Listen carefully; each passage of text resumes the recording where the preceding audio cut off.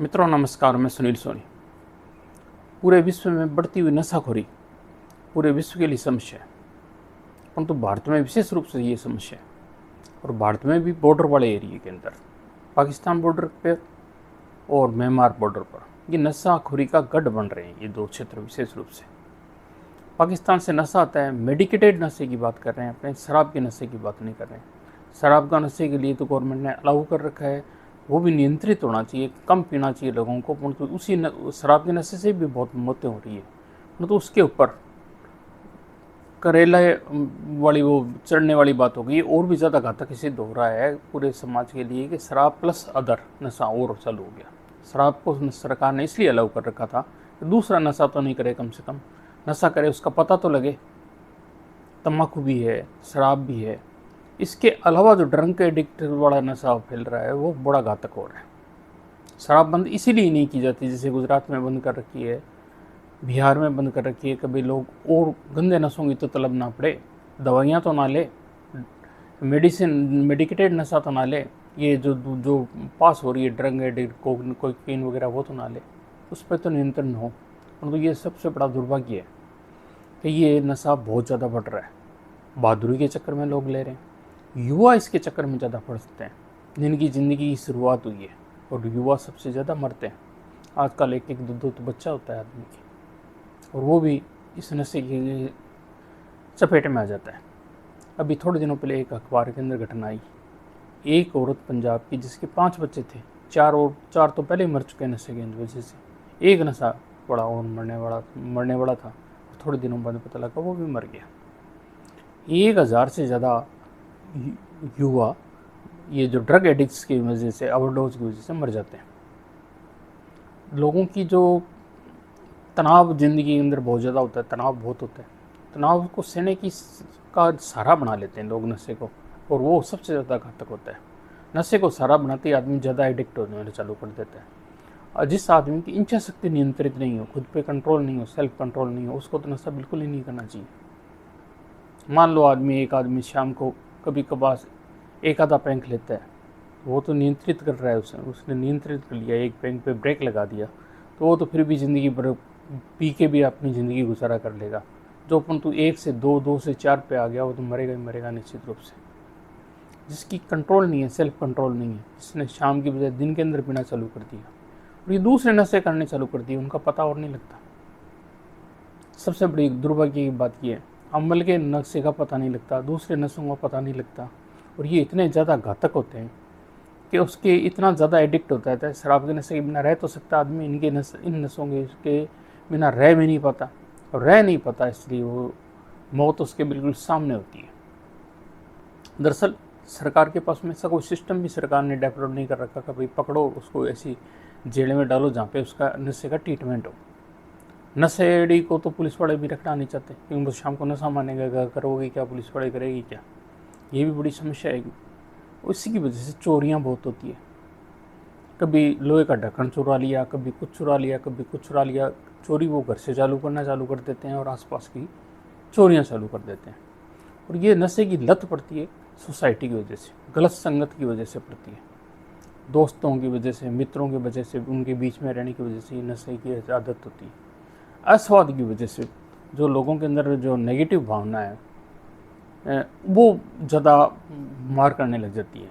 इसकी मुख्य वजह है व्यवसाय में असफलता होती है लोगों की, वो उसको सारा बना लेते हैं। सफलता तो मिलेगी यार, सफलता तो बहुत बाद में मिलती है। सामाजिक कलह भी होती है, पारिवारिक कलह होती है, मतलब समाज के अंदर आदमी स्टेटस भी चाहता है परंतु स्टेटस नहीं मिल पाता।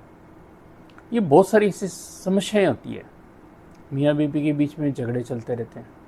इसका समाधान जो निकालते हैं लोग, नशा निकाल लेते हैं, और वो उसको 4 गुना 10 गुना बढ़ा देता है, समस्या को घटाता नहीं, बढ़ा देता है, और फिर आदमी नशे का सहारा और ज़्यादा लेता है, तो उसकी मौत निश्चित हो जाती है।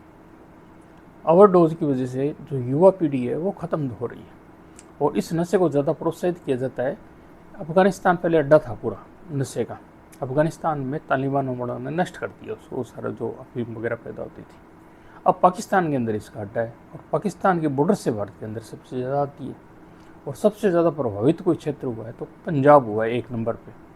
दूसरा वह है म्यांमार वाले एरिए जो बॉर्डर पड़ता है, वहाँ पे म्यांमार में वहाँ की आपसी कलह की वजह से वहाँ के लोग ड्रग एडिक्ट के वगैरह के धंधे करने लग जाए, क्योंकि अर्थव्यवस्था खत्म हो गई म्यांमार की।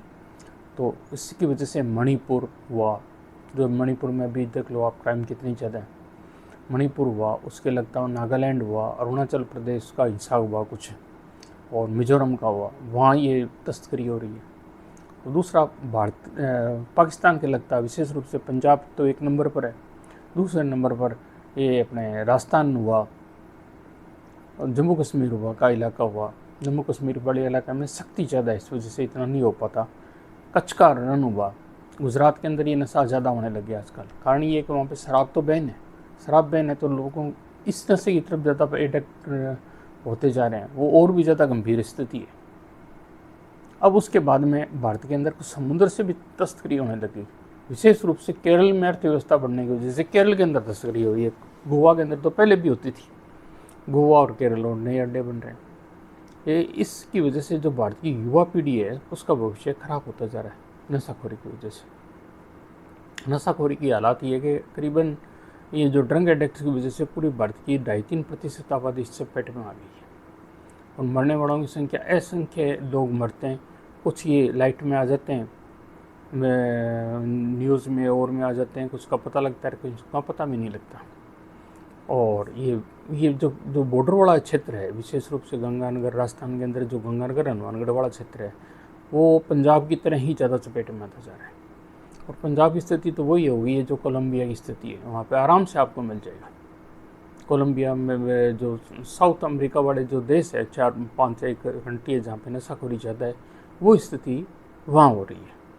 ये यदि नशाखोरी ज़्यादा इसी तरह से बढ़ती रही तो लोगों का निकलना बाहर माहौल ख़राब हो जाएगा, बाहर नहीं निकल सकते आदमी, क्योंकि ये छोरा छंडे जो भी है मरने से वो डरते नहीं, कि उनको नशा चाहिए, वो किसी भी तरह का अपराध कर लेते हैं पैसे के लिए, और उनको शाम को नशा चाहिए।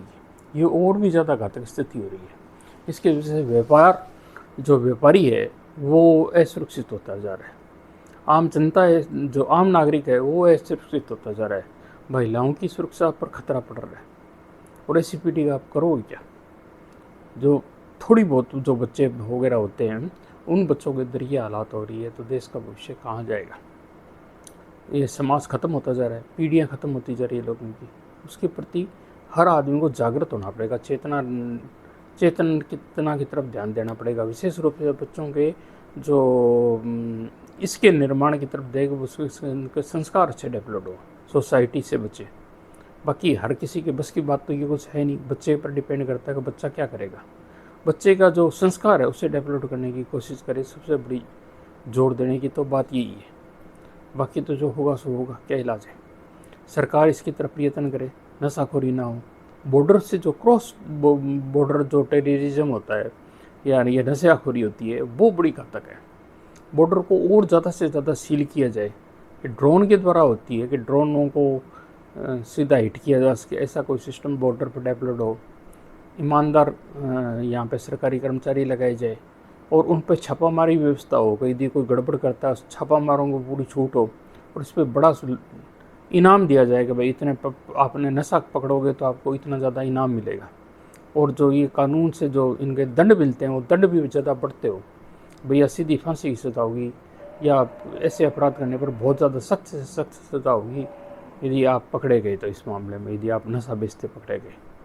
और इसके अलावा उनके माँ बाप परिवार वालों को साथ में भी सज़ा होगी, साथ में ये करना चाहिए, क्योंकि माँ बाप खुद प्रोत्साहित कर देते हैं पहले बच्चे को पैसे लाने के बारे में, कि पैसा कमा के देता है, बाद में वही पैसा बच्चा तो खुद ही बर्बाद हो जाता है और उसके घर वाले को भी बर्बाद कर देता है। ये भी देखने में है। जो आजकल ये मकान तोड़ने वाला वगैरह कर रहे हैं वो भी अच्छी बात है, जो अपराधी है उसके मकान भी टूटने चाहिए, चारों तरफ से उसको हतोत्साहित करना चाहिए।